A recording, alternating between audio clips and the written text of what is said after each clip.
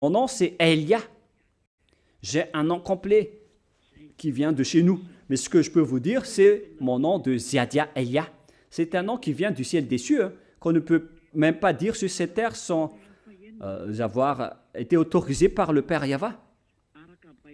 Et c'est ça l'ôtement du péché. La chose valeureuse et importante venant du Fils du Très-Haut. Cette bonté est arrivée parmi vous. Il s'appelle Elia. Question 6. Bonjour, selon la Bible, l'élection, ce n'est pas pour celui qui le désire, mais pour celui qui est élu. Comment connaître qu'on est élu si on n'est pas encore arrivé chez vous? Celui qui est élu, c'est celui qui commence à écouter. Mais ça dépend aussi de votre arrogance après.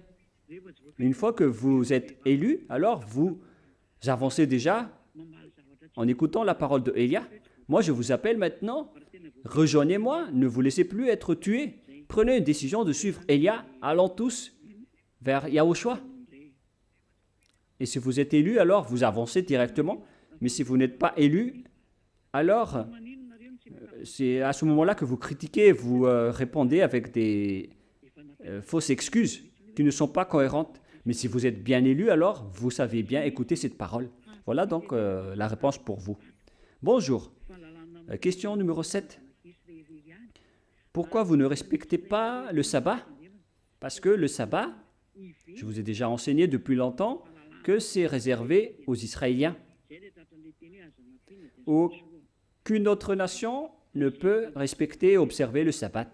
Les lois de Moïse sont seulement réservées aux enfants d'Israël et ils doivent être uniquement observés à l'intérieur d'Israël et non pas hors d'Israël. C'est une loi importante qu'on ne doit pas retrancher ni rajouter. Donc, tous ceux qui ont observé le sabbat hors d'Israël ont déjà transgressé la loi. Et c'est même le Père Yahva lui-même qui a aboli les 10 commandements et les lois de Moshe en supprimant le sacerdoce. Et lorsque le sacerdoce a été supprimé, qui était l'expiation des péchés des Israéliens une fois par an, une fois supprimé, alors il n'y a plus de pardon pour ceux qui observent les 10 commandements ainsi que le sabbat. Donc pour vous les Malgaches qui observent les 10 commandements, sachez que vous n'avez plus de pardon et de miséricorde. On ne peut pas changer avec votre faux Dieu le pardon, car si vous avez vraiment observé le sabbat, alors sachez que c'est le sacerdoce qui est l'expiation de vos péchés, alors que le sacerdoce est interdit à présent. Où est donc votre expiation des péchés? Vous êtes condamnés à mort, vous les sabbatistes. Une fois mort, vous irez directement en enfer car vous observez des lois qui ne sont pas réservées pour vous et vous entrez dans le chemin où il n'y a plus de pardon pour vous dans le sabbat. D'ailleurs, ça doit être seulement observé en Israël. Vous avez transgressé la loi en disant aussi que c'est réservé uniquement aux enfants d'Israël. Deuxièmement, vous avez encore transgressé la loi. Et troisièmement, ces lois ont été déjà supprimées. Il n'y a plus d'expiation de péché ni de sacerdoce. Donc, c'est devenu interdit, incorrect pour vous. La solution pour vous, c'est de suivre Elia maintenant. Si la réponse n'est pas claire, alors vous pouvez toujours poser vos questions. Je vais toujours vous répondre aujourd'hui. Question 8. Est-ce qu'il y a des dieux qui se marient dans le côté invisible? Au ciel des cieux, il n'y a pas de mariage. Ça n'existe pas là-bas. Mais sur cette terre, je ne sais pas ce que vous voulez dire, mais ne dites pas du n'importe quoi. Hein. Même les humains, la Sainte Écriture les classe comme des dieux, les enfants du Très-Haut. Mais les enfants du Très-Haut, sur cette terre, ils peuvent se marier. Mais au ciel des cieux, on ne peut plus se marier. Il n'y a pas de mariage, comme les anges qui ne se marient pas. J'espère que c'est clair pour cette réponse.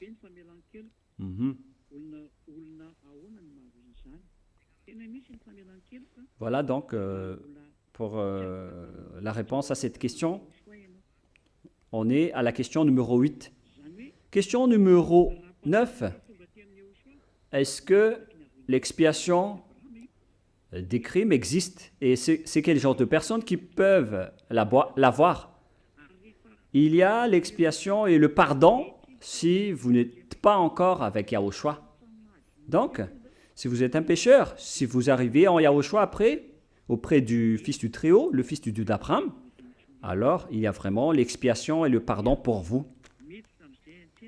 Et après avoir reçu le pardon, alors on ne se souvient plus de tous vos péchés. Vous êtes purifiés à travers le baptême. Voilà, c'est après que vous êtes complètement affranchis. Et à partir de ce moment-là, vous ne péchez plus, car directement le Saint-Esprit entre en scène pour vous guider, pour que vous ne faites plus aucun mal, à condition que vous suivez toutes les consignes de Yahushua. Alors, à ce moment-là, vous ne faites plus aucun mal, comme toutes les personnes qui sont déjà avec Yahushua. Voilà donc pour cette réponse. C'est quel genre de personnes qui peuvent obtenir cela? Ce sont les personnes baptisées en Yahushua qui reçoivent le pardon. Voilà. Et une fois arrivé en Yahushua, la loi suivante, c'est de ne plus jamais pécher. Donc, je répète bien.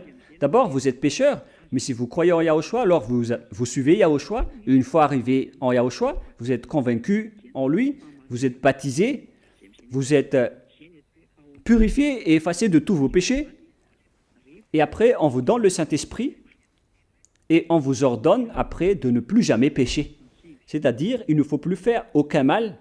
Il faut marcher dans la pureté, dans la droiture, dans la vérité et dans la sainteté. Voilà votre vie en Yahushua. Et vous obtenez cela une fois que vous rejoignez Yahushua. Voilà donc la réponse à la 9e question. Question numéro 10. C'est celui qui a posé la 6e question. C'était quoi la 6e question déjà? Selon la Bible, l'élection, ce n'est pas pour celui qui le désire, mais celui qui est élu. Et il a encore posé une autre question dans la 10e question. Ma 2e question, moi, je connais cet enseignement. Et comment dois-je faire pour avoir l'amour de Yahushua? Il faut que vous rejoigniez Yahushua et être baptisé si vous n'êtes pas encore baptisé. Voilà la seule solution pour vous. Mais si vous êtes déjà en Yahushua pour poser cette question, à ce moment-là, c'est bizarre. Vous êtes étrange. C'est difficile de dire ça pour une personne qui est déjà en Yahushua, mais je pense que cette personne n'est pas encore en Yahushua, car les personnes en Yahushua se battent toujours pour gagner l'amour de Yahushua. Mais si vous n'êtes pas encore en Yahushua, alors rejoignez le baptême lors du 8 mars, le dernier baptême, pour être sauvé. Mais automatiquement, vous devez aimer et avoir de l'amour pour la personne qui vous sauve, qui sauve votre esprit. J'espère que c'est clair pour vous. Question numéro 11. Pourquoi vous lisez la Bible habituelle alors qu'en même temps vous dites que c'est faux, le nom qui est là-dedans, car c'est le nom de Jésus qui est là-dedans? Pourquoi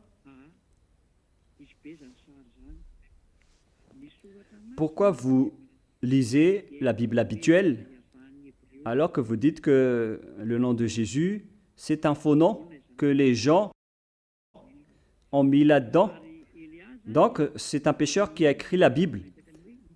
Donc, si vous êtes fautif en une seule loi, alors vous êtes fautif dans toutes les lois. Cette interprétation est fausse. Premièrement, la Sainte Écriture a été donnée aux Hébreux au commencement. Et c'est Élia qui confirme que c'est notre livre qu'on a donné aux Israéliens. Et notre livre, le livre de notre Père et de notre Yahushua, notre grand frère, le Dieu Père s'appelle Yahva et son fils s'appelle Yahushua. Lorsque je suis arrivé, je vous ai rappelé que ce livre nous appartient. Il ne vous appartient pas. On fait revenir donc les choses à l'original. Et si vous dites que c'est un malgache qui a écrit ce livre, non, c'est faux. Ce sont les Hébreux qui ont écrit ce livre à l'époque des prophètes, y compris Moshe, qui a été reconnu par le Dieu d'Abraham. Alors ne dites pas que nous sommes pécheurs, c'est vous qui êtes pécheurs. Les sources et les originaux ne sont pas des pécheurs, notamment les apôtres, Yahushua ou bien les prophètes. Et pourquoi vous osez dire que ce livre a été écrit par des pécheurs? Ce ne sont pas les pécheurs qui ont écrit la Sainte Écriture. Ils n'ont juste fait que éditer et imprimer les livres, mais ils n'ont pas donc conçu le livre original. Moi, je vous ai rappelé et j'ai restauré les noms originaux qui sont Yahushua et Yahyawa. Mais les pécheurs, notamment les malgaches, vous avez juste transcrit et imprimé donc la Bible. Mais ça n'a rien à voir avec des péchés. La Sainte Écriture n'appartient pas aux malgaches, elles appartiennent aux Juifs. Mais ce sont vous qui avez fait une folie pour les transcrire autrement, vous les malgaches, y compris aussi les Grecs. Mais si vous continuez à lire en hébreu, alors vous devez voir le nom de Yahushua et aussi de Yahyawa. Alors il n'y a pas de faute pour faire revenir à l'original. Le Dieu propriétaire est revenu maintenant, alors moi je restaure le livre à son propriétaire. C'est ce que je fais en ce moment. Si ce n'est pas encore clair, vous pouvez encore intervenir. Question 12. Si vous pouvez expliquer le nom du Dieu Père et du Dieu Fils, car on ne connaît pas le nom du Dieu d'Abraham, le Dieu de Moshe et le Dieu des Israéliens. Il s'appelle Yahyawa. Son nom s'appelle Yahyawa. En hébreu, Yod He Vav He, qu'on écrit Yahva. Et son fils préféré, il porte le nom de son père. Et vous avez bien vu dans Shemot, c'est-à-dire Exode, chapitre 15, verset 2, il est bien dit, Avziv Vzimrat Yah. Donc le nom du Dieu d'Abraham est prononcé également par le nom de Yah, d'où le nom Yahyawa.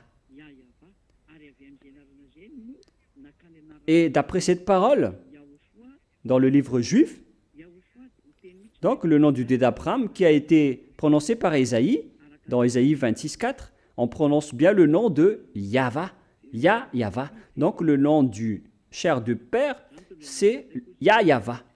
Et c'est après qu'on a conçu aussi le nom de Yahushua, car Yahushua a bien précisé qu'il porte le nom de son Père, selon Jean, je ne me souviens pas du verset, il a dit « Je porte le nom de mon Père ».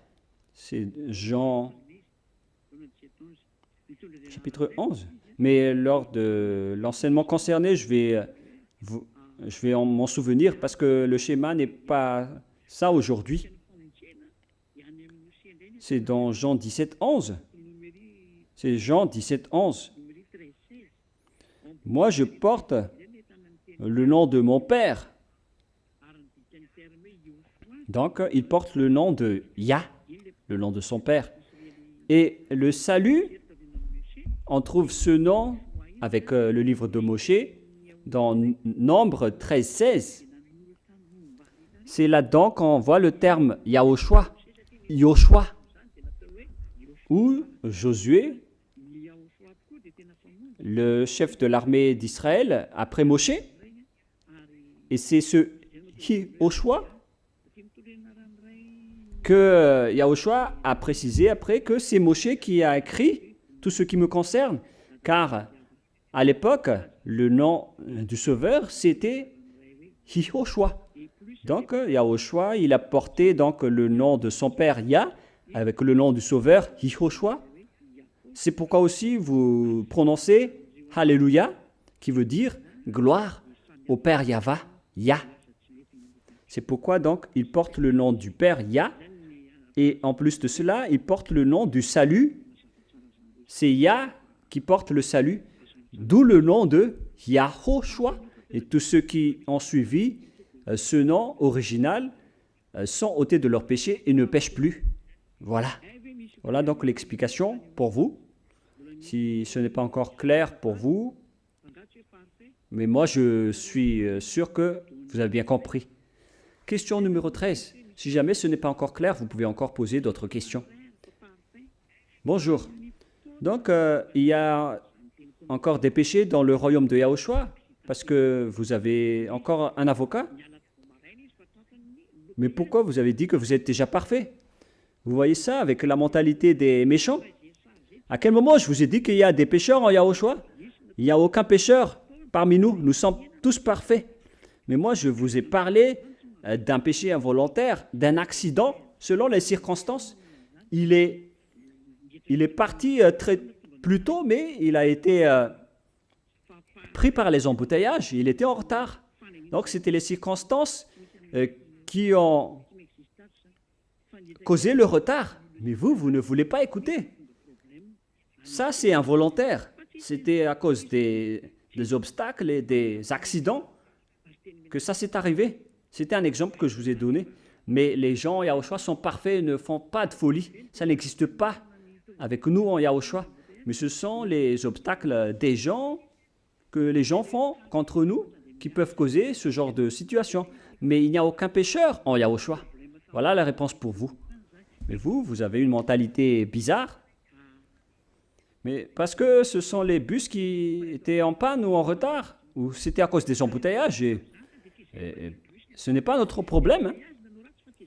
Donc, nous ne sommes pas fautifs. C'est à cause des problèmes qu'on a rencontrés sur la route. Mais c'est vous qui ne voulez pas écouter. Mais les personnes en Yahushua ne font pas du mal. Ce sont les bus et les embouteillages qui ont fait du mal, mais pas nous. C'est clair, hein? Nous, on ne fait pas du mal, parce que nous, on est partis dans le Tamine. Mais ce sont les bus qui étaient en panne.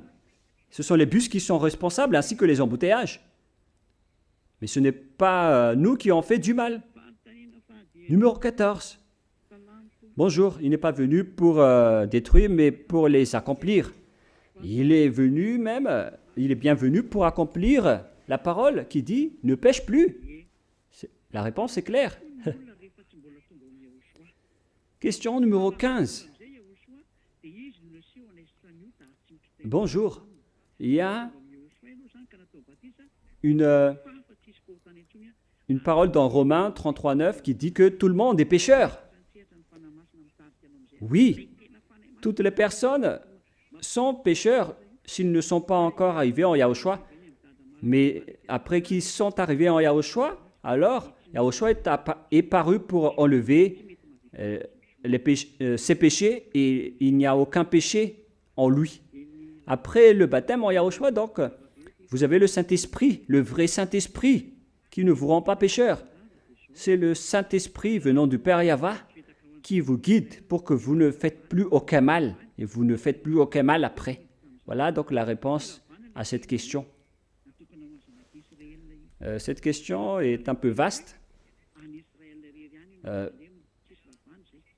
Le sens du mot qui dit qu'il n'est pas venu pour détruire, mais pour accomplir, explique aussi que Yahushua est venu en Israël, non pas pour détruire la parole qui dit que les lois de Moïse sont uniquement réservées aux Israéliens et doivent être uniquement observées en Israël. Ça, on ne doit pas détruire. Mais si vous entrez dans ces lois, les paroles, alors vous êtes des criminels, vous êtes des transgresseurs de la loi. Et ça ne dépend que vous, hein, ça n'engage que vous. Et donc, j'ai déjà expliqué pour la question numéro 15. Moi, je ne vais pas poser de questions, mais moi, je suis convaincu et je vais aussi inscrire mon nom dans le baptême. Alors, soyez le bienvenu, car moi, je suis en train de terminer ma mission pour les Malgaches. C'est pourquoi je vous appelle d'avancer. Le lit est trop court pour s'y étendre. et la couverture est trop petite pour s'en envelopper. Alors, soyez les bienvenus, vous et vos similaires. Numéro 17. Bonjour. Dans la parole dans 1 Jean, chapitre 2, 1 et 2, dit que l'avocat est pour le monde entier, non pas seulement pour les enfants de Dieu, car le salut est pour tout le monde entier. Mais vous ne réfléchissez pas. Hein. Nous allons relire la parole qui dit « Mes petits enfants, je vous écris ces choses afin que vous ne péchiez point. » On parle des personnes qui sont déjà avec Yahushua en ce moment. Et si quelqu'un pêche, nous avons un avocat auprès du Père, Yahushua, le juste. Il est lui-même une victime expiatoire pour nos péchés. On parle ici avec les personnes qui sont avec Yahushua et qui sont dans tout le monde entier. J'espère que cette explication est claire. Nous allons relire un peu la parole pour que ça soit bien clair pour la personne qui a posé la question, qui a dit dans 1 Jean, chapitre 2, le salut est pour tout le monde entier. Verset 2, il est lui-même une victime expiatoire pour nos péchés, c'est-à-dire pour les gens qui sont en Yahushua. Non seulement pour les nôtres, mais aussi pour ceux du monde entier, c'est-à-dire les autres nations qui vont se rapprocher de Yahushua, les brebis perdues. Mais ce n'est pas pour les personnes qui ne se rapprochent pas, qui ne se repentissent pas. La loi dit, c'est celui qui croit et qui se fait baptiser qui sera sauvé. Mais ce n'est pas que le salut va aller bêtement dans le monde entier. Non, ce n'est pas du tout ça. Hein. Moi, je connais que vous avez fait des études, alors il faut bien réfléchir. Avec la méthode du domaine des définitions, le domaine de définition, c'est que il est écrit pour vous cette chose, afin que vous ne péchiez point. Yahushua a dit, ne pêche plus. Et si on parle du monde entier ici, alors on parle du monde entier qui vont être appelés pour rejoindre Yahushua pour qu'ils ne pêchent plus. Selon le domaine de définition qui dit, je vous écris ces choses afin que vous ne péchiez plus. Donc, c'est une condition pour vous. On vous donne le salut pour que vous ne péchiez plus. Voilà donc la réponse pour vous. On parle ici du monde entier qui vont rejoindre Yahushua pour ne plus jamais pécher. Numéro 18. Bonjour à vous, ambassadeurs. Si on regarde l'histoire de Abraham et Sarah dans Genèse 14, est-ce qu'ils avaient peur pour qu'il a demandé à sa femme de mentir, ou est-ce qu'il ne croyait pas à Dieu? Est-ce que Abraham a commis un péché en disant à sa femme de mentir? Moi, je ne rentre pas dans l'histoire d'Abraham avec Abraham. Je n'entre pas dans ce sujet-là. Mais moi, je connais tout de même l'histoire d'Abraham. Et je peux vous dire que d'après les anciennes conditions, il y a toujours des conditions avec le Père Yahva. Et concernant Abraham et sa femme, ils ont bien eu peur de Pharaon. C'est pourquoi il a utilisé cette stratégie en disant « Dis-lui que tu es ma sœur, mais pas ma femme. » Donc, c'était la circonstance et la situation qui les ont provoqués à utiliser cette stratégie. Mais à ce moment-là, le Père Yahva est intervenu pour les protéger, pour qu'ils ne fassent aucun mal. Donc, lorsque vous êtes avec le Père Yahva, alors il vous connaît. Lui, il ne vous aime pas.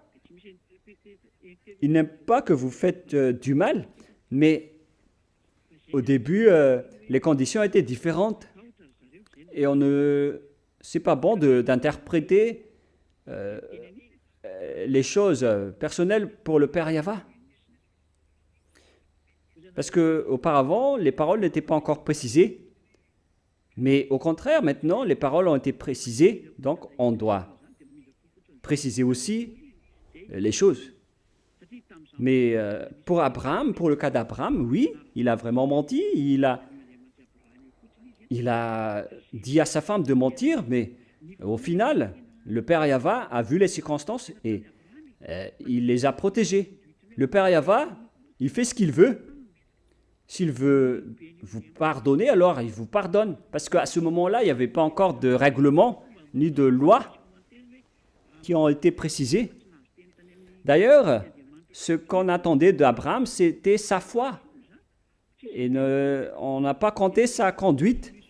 On a compté sa foi car il a vraiment cru à ce Dieu. Et c'était en cours de route qu'il a essayé de trouver une solution particulière. Il n'était pas fautif, car il devait trouver une solution face à la situation. Mais lorsque le Père Yava a vu qu'il allait prendre cette solution, alors le Père Yava est intervenu pour les protéger et personne n'a touché à sa femme. Et donc, ce qu'on a ce qu'on a voulu voir avec Abraham, c'est sa foi, car on l'appelle d'ailleurs le père de la foi. Voilà donc l'histoire d'Abraham et de Sarah à ce sujet. Donc, on ne peut pas parler de péché, car c'est ce qu'ils ont trouvé comme solution optimale pour ne pas être tués, car ils n'avaient pas eu les consignes du Père Yava avant. Ils ont avancé et ils ont fait de leur mieux, mais ils ont été protégés après, car il n'y avait pas encore de conditions ou de loi pour eux à ce moment-là. Mais cependant, on ne doit pas interpréter les choses personnelles au Dieu d'Abraham, mais on peut dire que Abraham a fait de son mieux à ce moment-là, mais on peut le classer en tant que menteur directement, car il a dit à sa femme de mentir en disant qu'elle était sa sœur et non pas sa femme. Mais Dieu n'a pas compté cela, car il a regardé, compté seulement la foi de Abraham, qui a voulu le suivre. Mais quand le Père Yava dit que cette personne, je la préfère, alors il ne faut pas être jalouse, il ne faut pas critiquer. Il y a des personnes qui sont aimées par le Dieu d'Abraham. Et les personnes qui sont aimées par le Dieu d'Abraham, ce sont les personnes qui sont avec Yahushua, qui suivent Elia. Si vous voulez donc être aimé par le Dieu d'Abraham, alors suivez Elia. Mais à condition que vous ne péchez plus. Alors ne dites pas qu'Abraham aussi, il a déjà commis les péchés. Les conditions ne sont pas les mêmes. À l'époque d'Abraham, il n'y avait pas beaucoup de conditions. On lui a seulement exigé la foi. J'espère que c'est clair pour cette question.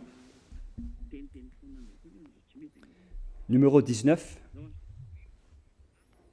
Dans la Bible, il est dit qu'il y aura des prophètes. Vous dites que vous êtes des prophètes, vous n'êtes que des faux prophètes car vous arrivez encore avant la fin du monde. Ne dites pas du n'importe quoi, c'est incorrect.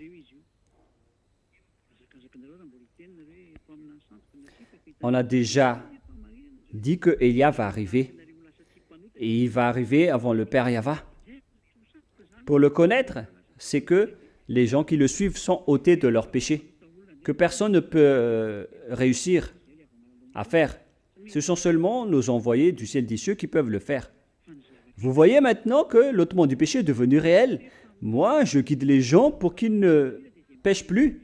Alors, si vous dites que la personne qui fait cela est un faux prophète, alors que vous acceptez les personnes qui vous attirent dans le péché, mes chers amis en Dieu, Alors, à ce moment-là, il faut que vous réfléchissez.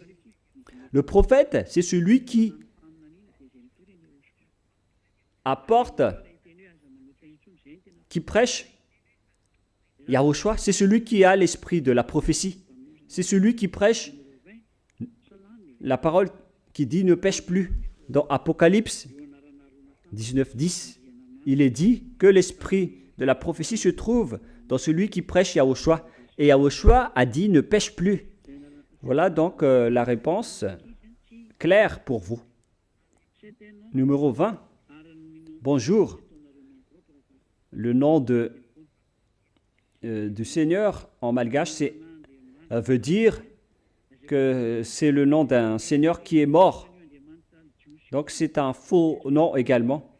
Moi je vous dis les enfants que le nom de Seigneur n'est pas un nom propre, c'est un nom commun. Alors ne dites pas du n'importe quoi. Moi-même je vous dis que le nom Eloé, le nom juif pour appeler le Père Yahva, on l'utilise aussi pour évoquer donc le nom d'un diable égyptien. C'est encore pire hein, par rapport au nom de Seigneur en malgache. Mais ce n'est pas du tout là le problème. Ce n'est pas avec les noms communs. Ce sont les noms propres qu'on ne peut pas changer. Les noms communs sont communs à tout le monde. Donc ce n'est pas là le problème. Si vous ne voulez pas prononcer le nom de Seigneur en malgache, alors prononcez le nom directement du Créateur. Mais ce n'est pas ça qui va vous détruire. Ça ne veut rien dire. Ce n'est pas significatif. Ce qui est important, ce sont les noms propres. Si l'Académie malgache a dit qu'on va utiliser le nom de Anjemach ou Seigneur, mais en malgache, alors il faut suivre. Mais critiquer les noms communs, ce n'est pas du tout productif. Par contre, on ne doit pas changer les noms propres. Mais si vous ne voulez pas prononcer le nom de Seigneur en malgache, il faut juste prononcer le nom du Dieu du Très-Haut ou bien du Créateur. On n'a pas de problème avec les noms communs. Car si on va insister sur cela, alors on va aussi critiquer le nom God ou Dieu. Vous allez tous critiquer alors ces noms communs. Au final, vous n'allez plus parler si vous allez critiquer toutes ces paroles. Même Eloé, c'est aussi le nom d'un diable égyptien. C'est dans Exode 12:12. Le nom Eloé invoque bien le diable égyptien, alors que Eloé est également le nom d'invocation du Père Yahva chez les Juifs. Donc vous voyez comme cela qu'il y a une nuance avec l'enseignement du diable. Et vous battez dans le mauvais sens.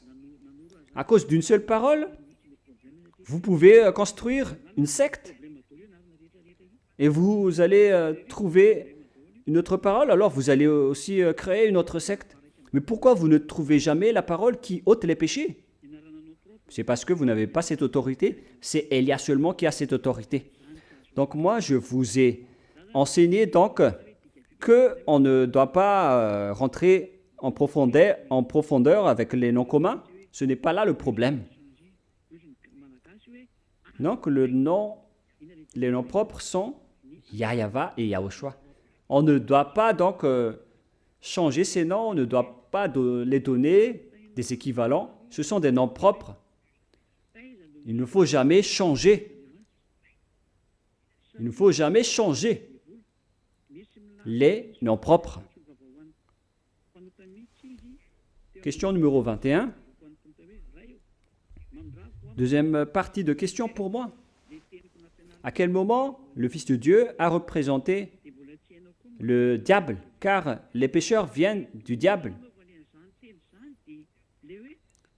Il a bien représenté et a été l'avocat des pécheurs sur la croix en disant « Dieu il faut les pardonner car ils ne savent pas ce qu'ils font.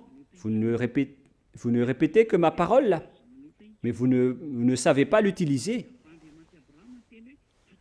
Cette parole veut dire que une fois que vous arrivez chez moi, alors ne péchez plus. C'est toujours le même schéma, car ce vrai Dieu, il a dit, ne péchez plus. Les apôtres ont dit, ne péchez plus. Et le Dieu, Yahweh, le Dieu d'Abraham aussi, il a dit, je n'écoute pas les pécheurs, donc il ne faut plus jamais pécher. Alors si vous avez dit qu'il a déjà représenté les diables, non, excusez-moi, il l'a dit une seule fois, mais il ne l'a pas redit, parce qu'après il a dit, à travers les apôtres, qu'il ne faut plus jamais pécher. Et les apôtres ont répété cette parole en disant, ne péchez plus. Il faut que vous demandez pardon, que vous vous faites baptiser pour avoir l'expiation, pour recevoir le Saint-Esprit. Tous les apôtres, y compris Paul et Jean, ont dit tout cela. Ils ont toujours répété, ne pêche plus. Mais ce sont ces gens qui l'ont tué, qui est concerné par cette parole, qu'il a dit, pardonne-leur, car ils ne savent pas ce qu'ils font. Car parmi ces personnes, il y aura encore des personnes qui vont se repentir pour être sauvées, parce que sinon, ils seront tous condamnés à mort. Mais parmi eux, il y en a des personnes qui vont demander pardon. C'est pourquoi il a dit, pardonne-leur, car ils ne savent pas ce qu'ils font. Mais après qu'ils se sont rapprochés de Yahushua, alors ils sont régis par la loi qui dit, ne pêche plus. Donc ces personnes ont juste une chance de se repentir et non pas d'être sauvées. Donc si vous voulez être sauvés, alors prenez d'abord la chance de demander pardon. Rapprochez-vous de Yahushua et après avoir reçu la chance, alors faites le baptême et après vous ne péchez plus. Voilà la vérité. Alors ne profitez pas de la situation en disant qu'il était un avocat du diable en disant il faut les pardonner. Sachez que les diables, ce sont ceux qui pêchent en permanence comme vous. Mais ces personnes ne savaient pas ce qu'ils ont fait car ils ont tué Yahushua, le vrai Dieu. Et puisque Yahushua a toujours le plan de les sauver, car si on les jugeait parce qu'ils ont assassiné Yahushua, alors ils ne seront plus sauvés. C'est pourquoi Yahushua a dit, pardonne leur Père, car ils ne savent pas ce qu'ils font. Car après la résurrection de Yahushua, ils vont reconnaître que il est vraiment le Dieu vivant, alors ils vont se repentir, ils vont demander pardon. C'est pourquoi il a dit de les pardonner. Et après qu'ils seront conscients, alors ils seront expiés après être avec Yahushua. Mais tous ceux qui n'ont pas rejoint Yahushua ne seront pas expiés et vont mourir en enfer. Mais ça n'existe pas ce que vous dites en disant que Yahushua a représenté les diables, a défendu les diables. Non. Il parlait des gens qui ont la chance de revenir vers Yahushua et qui seront pardonnés. Mais pour les gens qui ne veulent pas rejoindre Yahushua, les pécheurs, ça n'existe pas. Il ne va pas vous représenter, il ne va pas vous défendre. Il a bien précisé que les pécheurs n'iront jamais au ciel des cieux. Lisez Apocalypse 21, 27.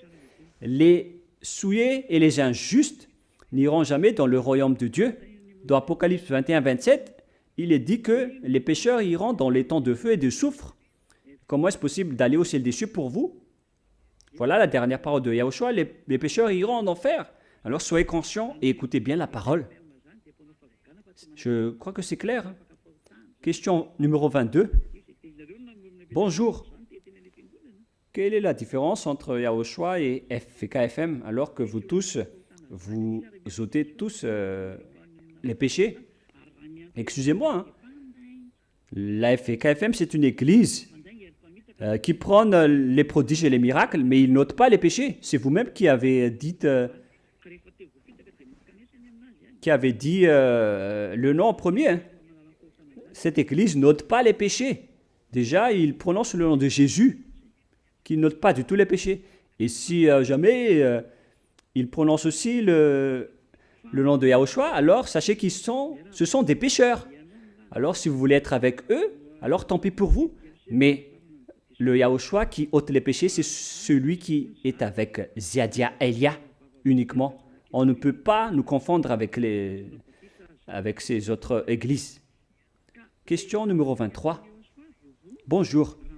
Vous dites qu'il ne reste plus que plus de 2 semaines à peu près avant le dernier baptême chez vous. Donc les nouveau-nés chez vous vont tous être perdus parce que vous ne baptisez pas les nouveau-nés. Les nouveau-nés en Yahushua seront sauvés si ses parents vont être fermes jusqu'à la fin. Car la loi, si vous ne savez pas, dit que ils seront sauvés si ses parents, les nouveau-nés, seront sauvés si ses parents vont être fermes jusqu'à la fin en Yahushua. Et ils seront bien sauvés. Ils ne seront pas du tout perdus, les nouveau-nés. Mais s'ils sont plus de 13 ans, alors là, c'est compliqué. Hein, parce qu'ils sont conscients. Ils peuvent choisir sa vie et son chemin. Mais s'ils ne veulent pas entrer dans le baptême, alors tant pis. C'est interdit d'entrer dans ce schéma. Et on ne peut pas aussi baptiser une personne qui n'y croit pas. Voilà donc pour toutes les questions. On va encore attendre un tout petit peu. Il est déjà 9h, 21h chez vous. Vous avez peut-être envie de dormir, et moi également. Donc au final, on va tous dormir ici. Mais les responsables ont déjà dit que c'est terminé pour les questions. J'espère que j'ai répondu à toutes vos questions avec de bonnes explications. Mais à vous maintenant de réfléchir à ce que je vous ai dit. Et vous avez même les versets qui sont déjà là, alors il faut bien réfléchir. Question 24. Est-ce que les gens chez vous vont encore être justifiés par les 10 commandements? Sachez que Yahushua a ses propres lois. Les personnes en Yahushua ne font aucun mal, mais ils n'observent pas les 10 commandements. C'est une loi qui est à Yahushua uniquement. Ça n'a rien à voir avec la loi des Juifs, comme les lois des Américains. Ils sont respectivement pour les Américains, comme pour les Chinois, pour les Juifs. Nous, on suit les lois de Yahushua. Et avec ces lois, on ne fait plus aucun mal.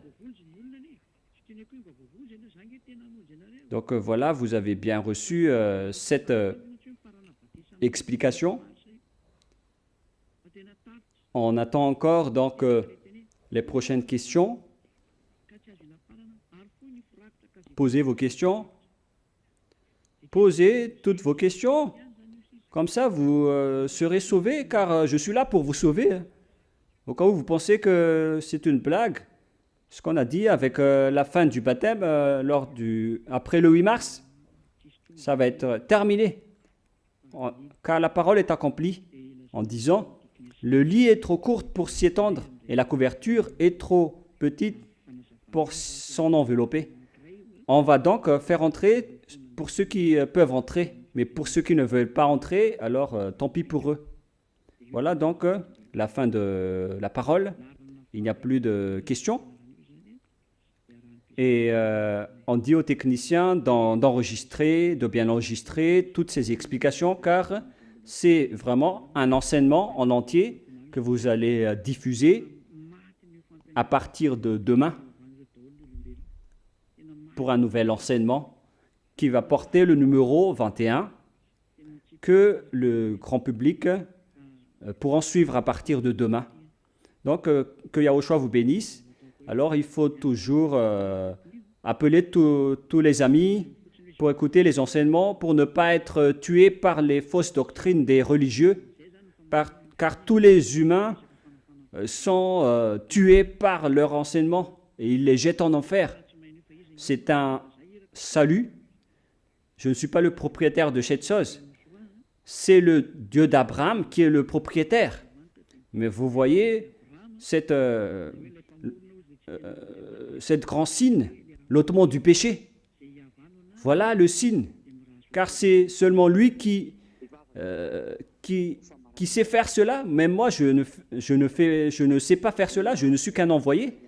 Que Yahushua vous bénisse et soyez courageux d'avancer avec la bonté du Dieu d'Abraham, le Créateur que vous n'aimez pas, le Dieu du Très-Haut qui s'appelle le Père Yahva.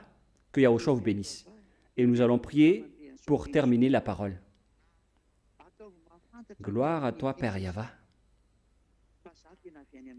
Gloire à toi, mon cher Yahushua. Vous êtes mes préférés, vous deux. Je vous aime énormément. Sauve, cher Père Yahva, tous ceux qui écoutent cette parole. Faites en sorte qu'ils connaissent ma venue, car moi, je viens vraiment de chez toi. Père Yahva, le Dieu d'Abraham, le Dieu de Isaac et de Jacob. Tout cela, c'est pour apporter la parole de Yahushua. À présent, Yahushua a déjà exécuté le salut. Et moi, en ce moment, je les ai partagées, les paroles, je n'ai rien caché. J'ai montré à eux le salut, le vrai salut. Sauve les personnes, Père Yahva, sauve les esprits qui sont en détresse pour t'appeler Yahushua. Sauve tous ces gens, car moi, je suis prêt à donner ma vie pour toi, Yahushua, pour honorer ton sang.